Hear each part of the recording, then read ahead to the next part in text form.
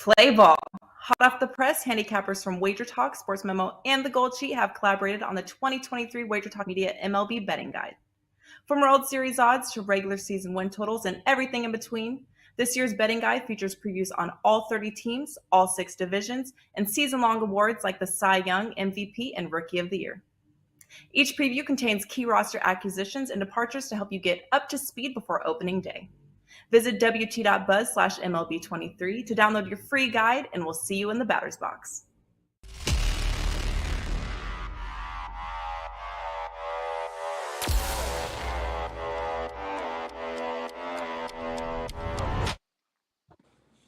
Welcome to the NBA Triple Double Show, powered by SportsMemo. I'm your host, Ronald Cabang, also known as UCapper from SportsMemo.com, at UCapper Sports on Twitter.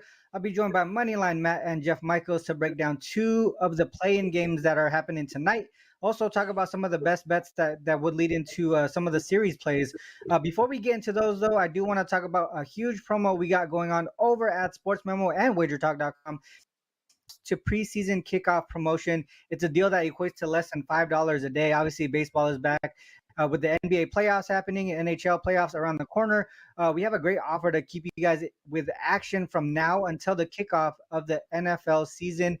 To lock in your favorite Wager Talk and Sports Memo expert through the start of the NFL preseason, it will cost you well over $1,000, but for a limited time, pay only $4.99, coming out to under $5 a day, $32 a week, around $32 a week. It starts the day you sign up to the 2023 Pro Football Hall of Fame game, which is August 3rd. So the sooner you sign up, the better the deal. Your access starts as soon as you sign up, like I mentioned, and it is all access too. So it's every single play from from the expert that you choose in every sport that they handicap as well.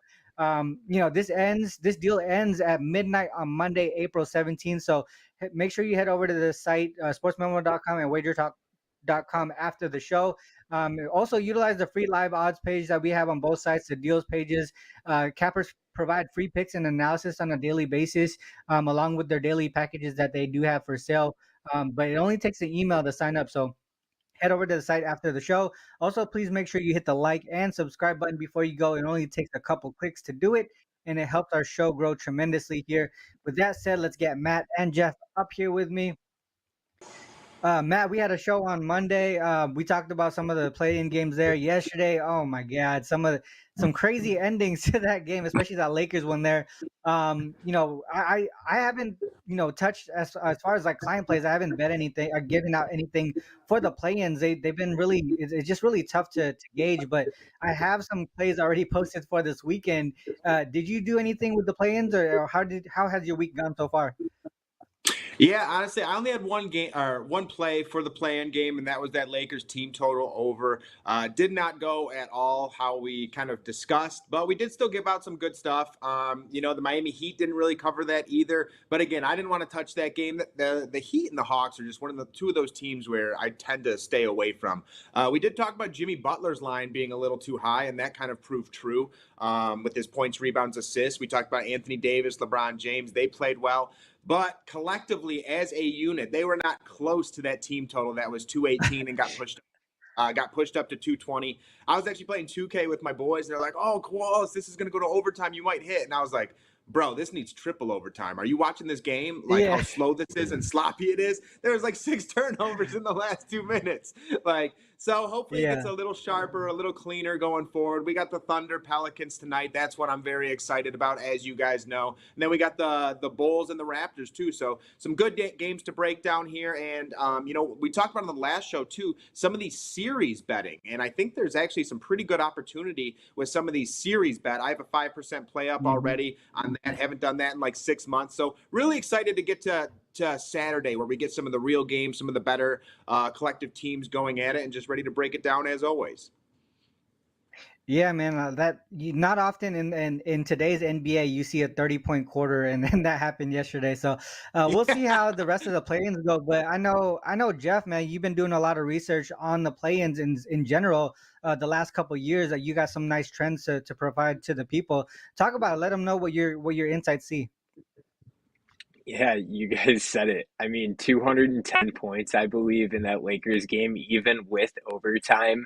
And under has been the key word in play-ins. I mean, they're 2-10 over under in the last 12. They were 2-1. They actually went 2-1 over in the first three original play-in games.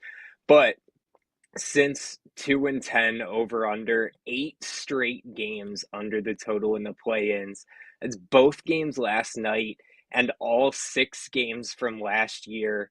And funny enough, some of these numbers were crazier prior to yesterday, but that Miami loss threw these off a little bit, yet they're still kind of mind-boggling numbers.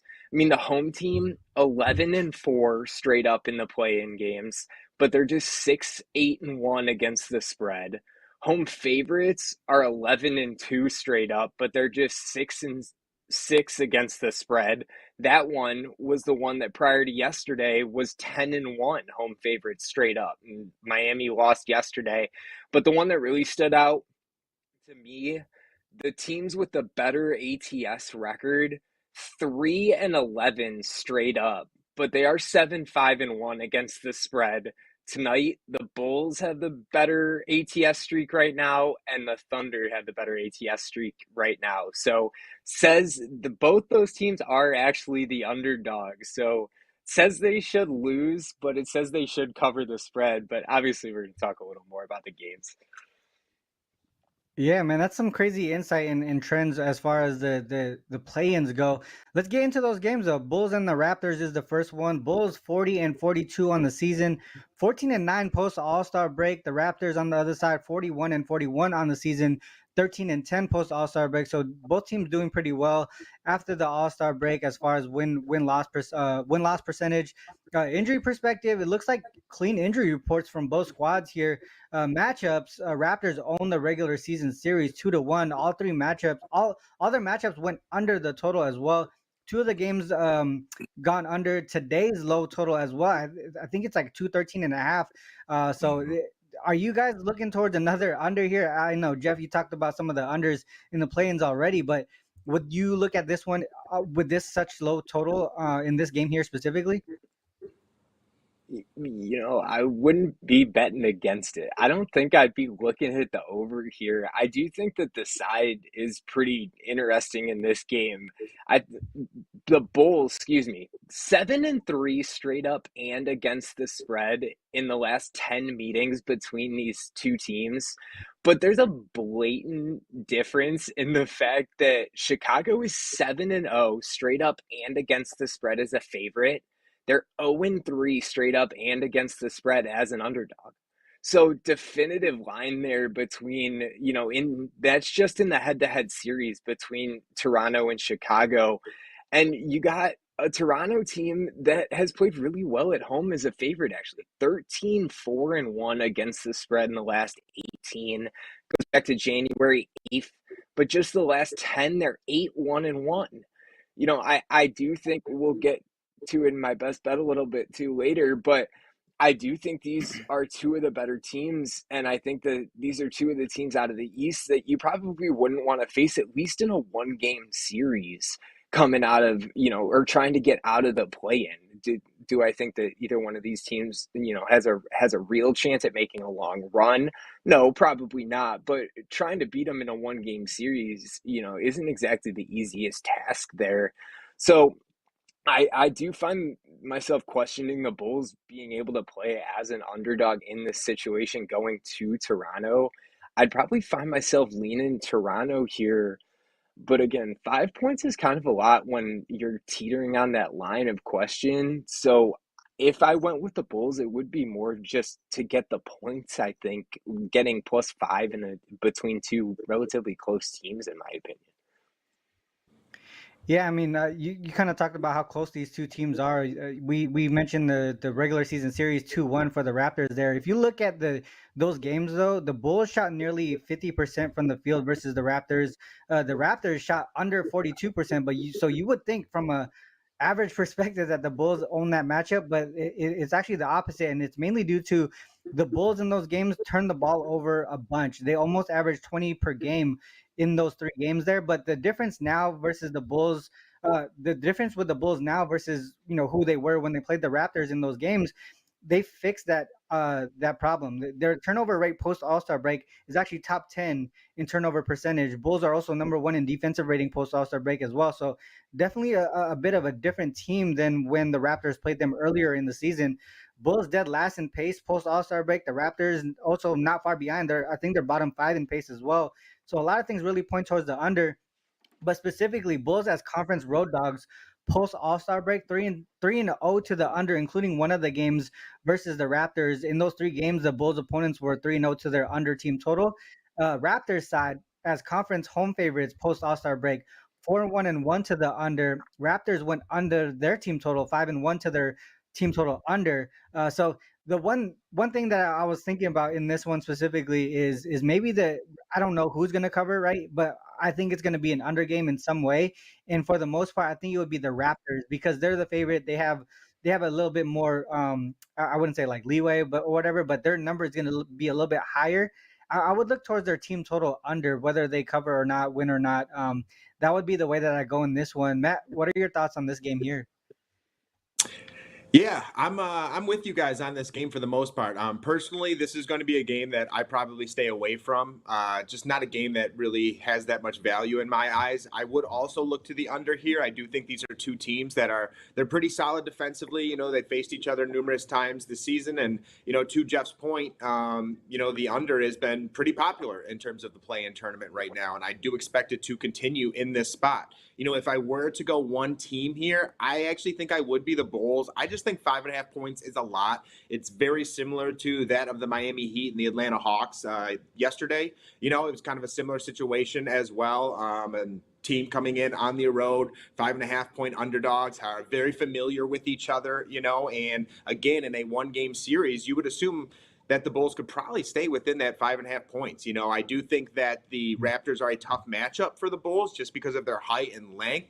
But this Bulls team still has scorers like Zach LaVine, like DeMar DeRozan. And if one of those guys get hot, I think they could keep it within that 5 points. And, for me here, when I was looking at this game and I was looking at some player props on top of that, Vucevic is going to be lined up with Jakob Poeltl, I'm sorry. Siakam is probably going to get Patrick Williams. So the guy that I'm actually looking to here, and I hate this, it's Scotty Barnes, because Scotty Barnes can be so inconsistent, but he is going to have the best matchup in this spot. He's going to be lined up with either DeMar DeRozan or Zach LaVine, someone along those lines. He's going to have a serious height advantage, and he's going to be able to do his thing in this matchup because of the other defensive matchups throughout this game. And what I mean by that is when Scotty Barnes is going, he's actually a 3-stat stuffer player. He gets his points, he gets his rebounds, and he also facilitates. And if he has someone like DeMar DeRozan on him or Zach LaVine, he's going to be able to facilitate because he is far taller than those 2 players. And he's going to be able to bring that ball up, find a guy on the 3-point line,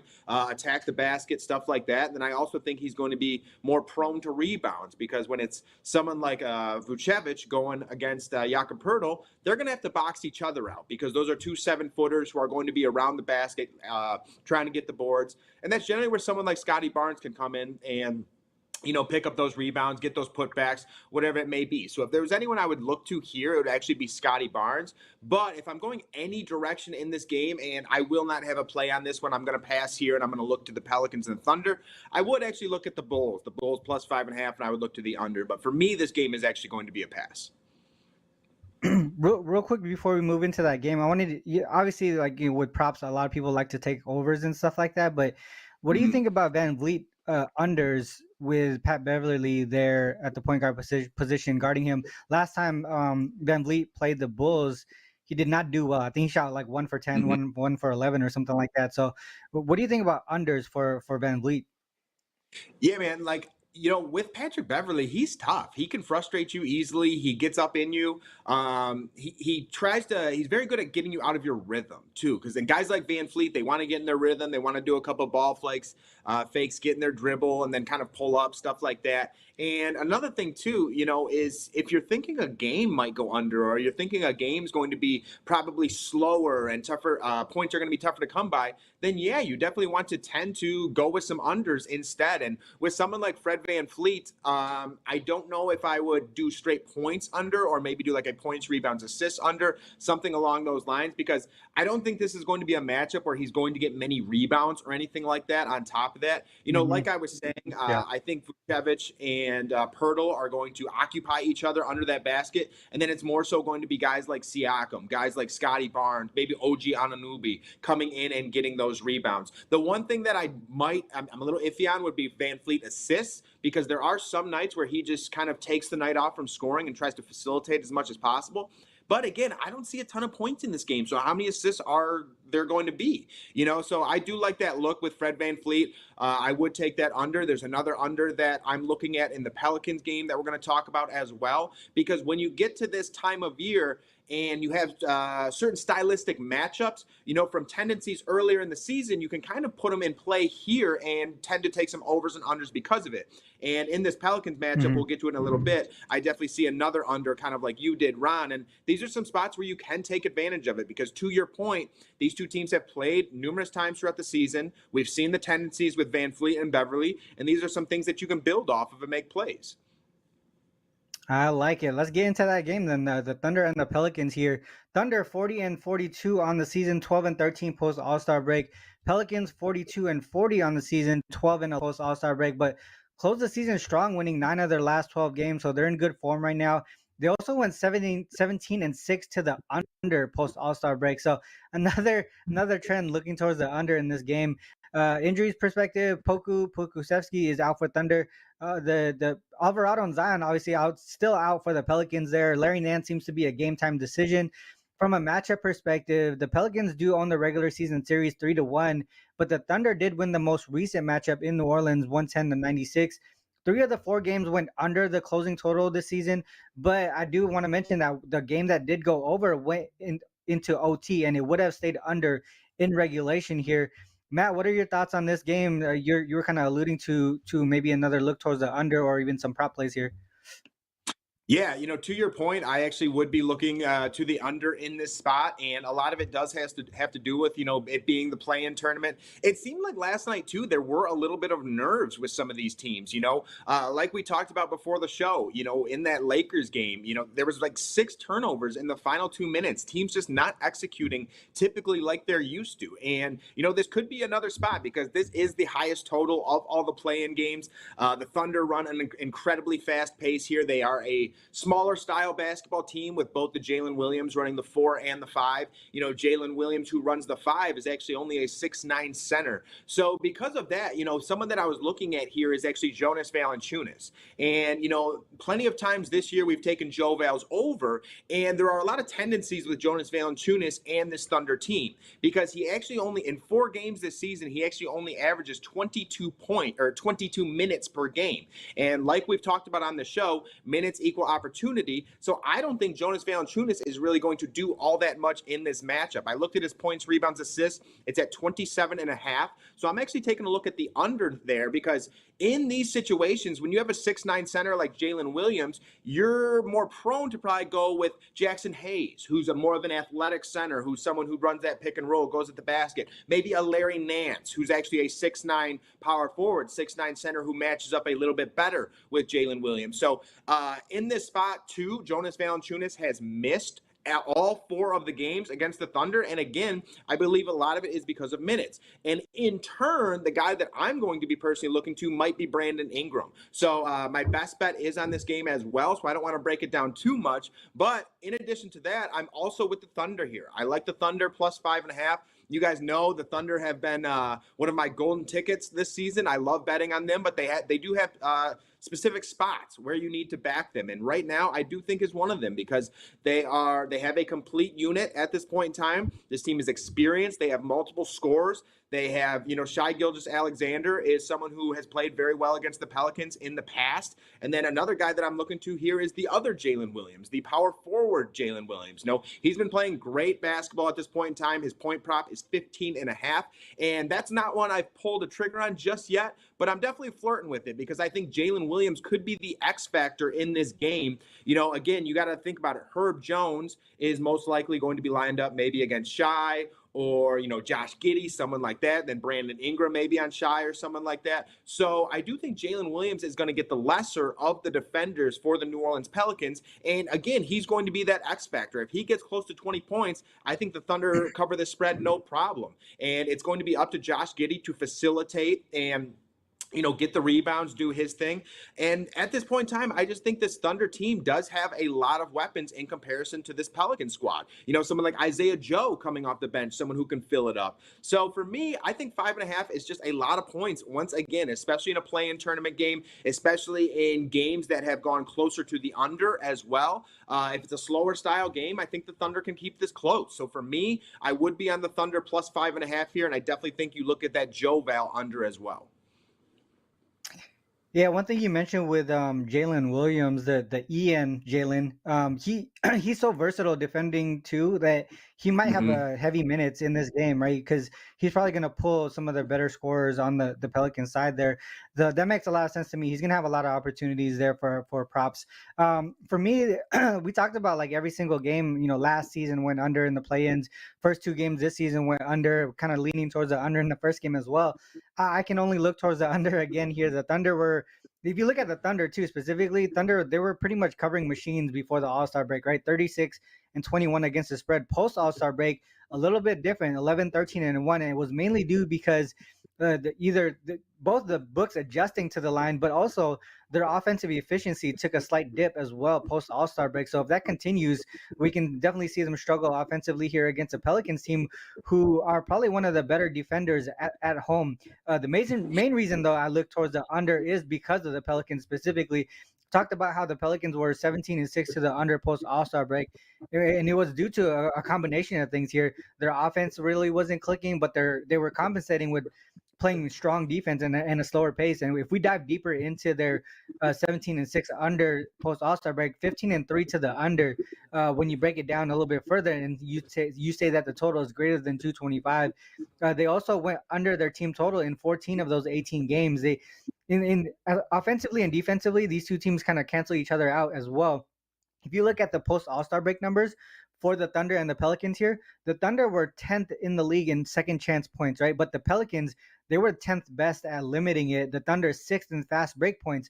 Pelicans 7th at limiting it. The Thunder 10th in points in the paint.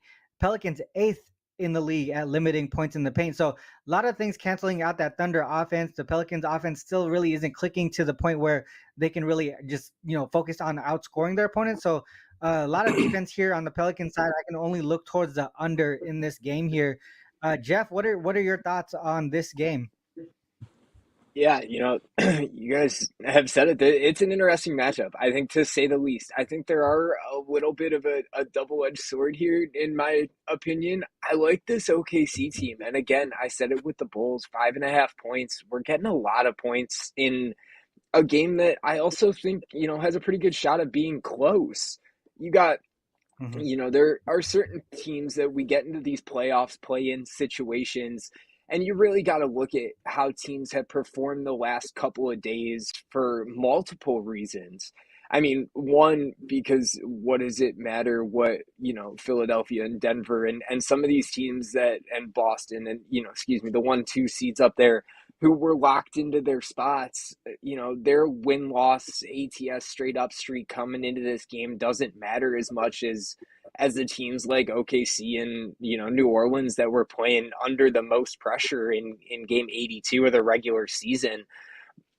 And I liked what OKC did. I mean, they're off a couple back-to-back nice wins. And what surprised me too, they actually have the head-to-head series advantage pretty definitively when you look at games played in New Orleans. They're 3-1 straight up, and they've covered all 4 games in the last 3 years against the Pelicans in New Orleans. They're also 14-5 against the spread off a double-digit win this season. But I do find it hard because I think one thing that stood out yesterday too was experience was key. Because, and I know that this game isn't technically considered a playoff game, But I think part of the thing that we alluded to is with all these unders is there is pressure, there is an atmosphere, there is that a different kind of feeling than a regular season game, obviously. So playoff experience was something I looked at. You look at Oklahoma City, they only have 4 guys on their roster right now that have playoff experience, one of which is Isaiah Joe, who averaged 2.2 minutes with Philly. And then you look at New Orleans, they actually have a little bit of a playoff experience there. McCollum's got 63 games. Valanciunas has 54. I could be taking a look at McCollum to have a Kyle Lowry type of performance from last night, if we can say that. Somebody you may not be looking to immediately defending off of Ingram and looking that way, that somebody who averages 20 points a game in 35 minutes in the postseason, shooting almost 38% from beyond the arc, can put up some points, I think, in a high pressure situation. But I do think 5.5 points is too much. So if I'm taking a side, I'm taking a dog. I like it. Yeah, typically under games, we would probably expect the games to be pretty close there. Well, that's the 2 playing games today. So it's time for the best bet section here. Let's go with Jeff here. Let's go with you first. Let's talk about your best bet for today's show. Also, tell the people what you got going on the premium side as well. Yeah, you kind of said it too. I think I'm leaning a little bit more the way you're leaning, at least in the terms that I haven't given out any premium plays on these playing games. They've been close games, games that I thought would be close and games that I thought would be exciting. And I think that these teams are harder to judge in a 1-game series to some extent, which kind of leads me into my best bet. I like this Eastern Conference game today, and I like both teams enough to the point that my best bet's actually going to be the Miami Heat to miss the postseason at plus 160, because I think whichever team wins this Eastern Conference play-in tonight is going to take down Miami in the next round. Miami combined is 1-6 straight up this season against those 2 teams. They're 0-7 against the spread.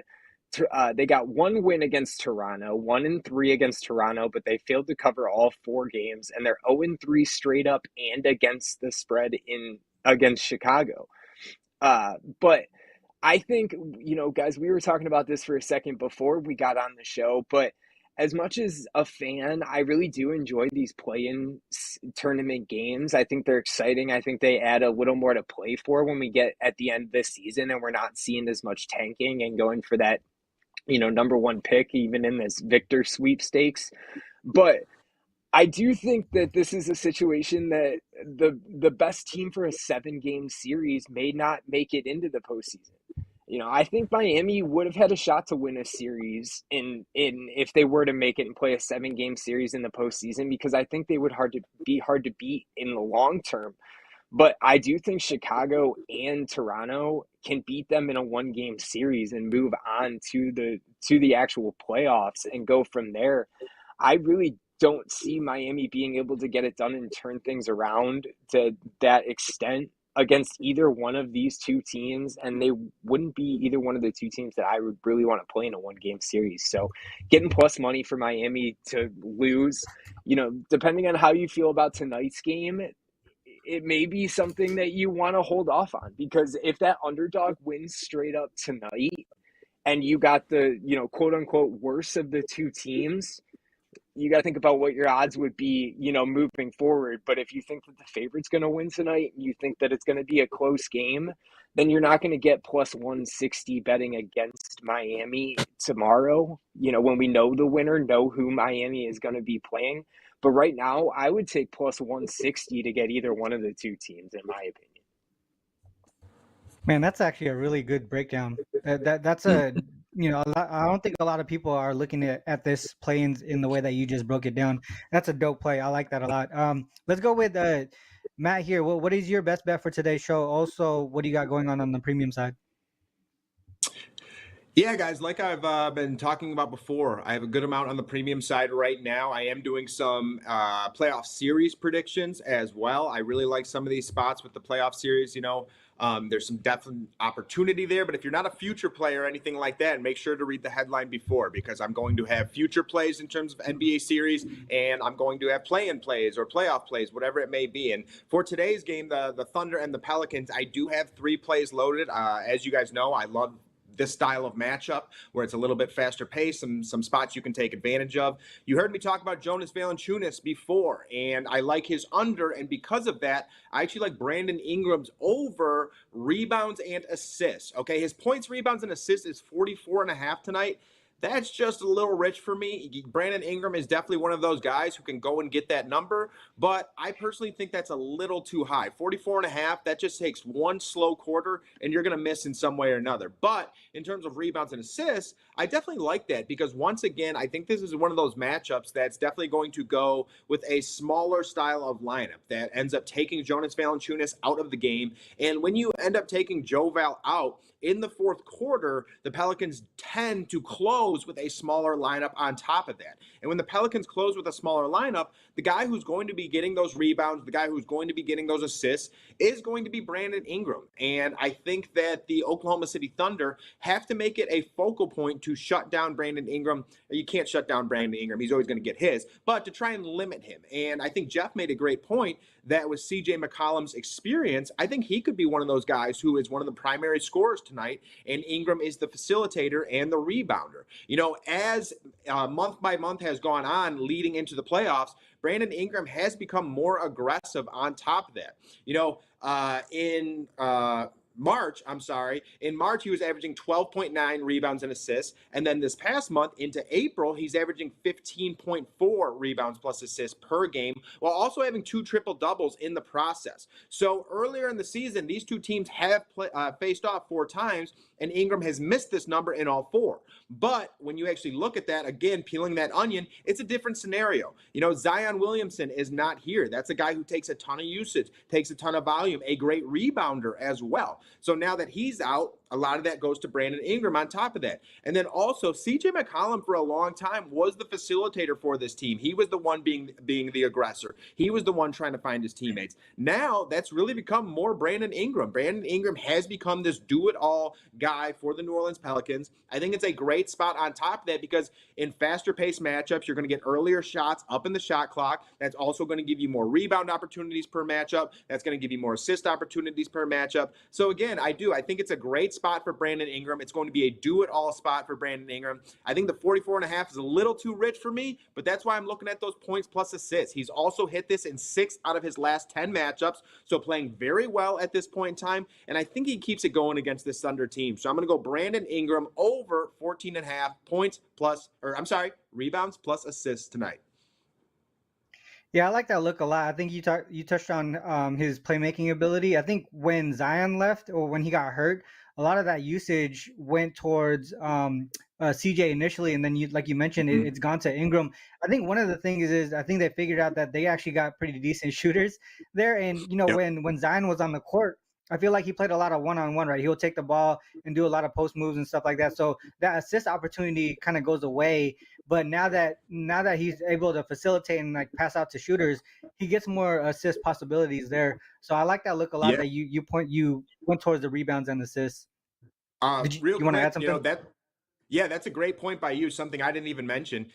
Trey Murphy has really accelerated his play as the season has gone on. Herb Jones, we just saw him have his career high with like 35 points or something maybe a week ago. So both these guys are starting to shoot better from the outside. And one last thing I forgot to touch on was Brandon Ingram early on in the season was not very healthy. He was struggling with injuries for an extended period of time. Now he's back to 100%. He's playing great basketball. And his teammates, like you said, Ron, have elevated their play as well. So again, I think it's a great spot for Brandon Ingram. He's trending up at the correct time.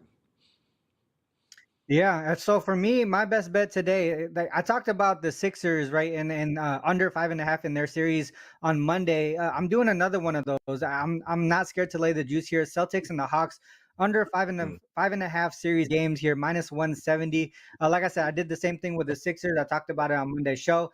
The Celtics here on the other hand, they swept the regular season series against the Hawks. They also covered every one of those matchups between the two teams this season. This is just a bad matchup in general for the Hawks here. The Celtics have way too many weapons for a team who really, their biggest issue is defense, right? The Hawks' biggest issue is defense, and you have a team that has some depth there. A lot of different guys can be the leading scorer. Obviously, Tatum and Brown take the nod there, but for the most part, they have a lot of depth, a lot of weapons there, and they won't be able to stop the key guys.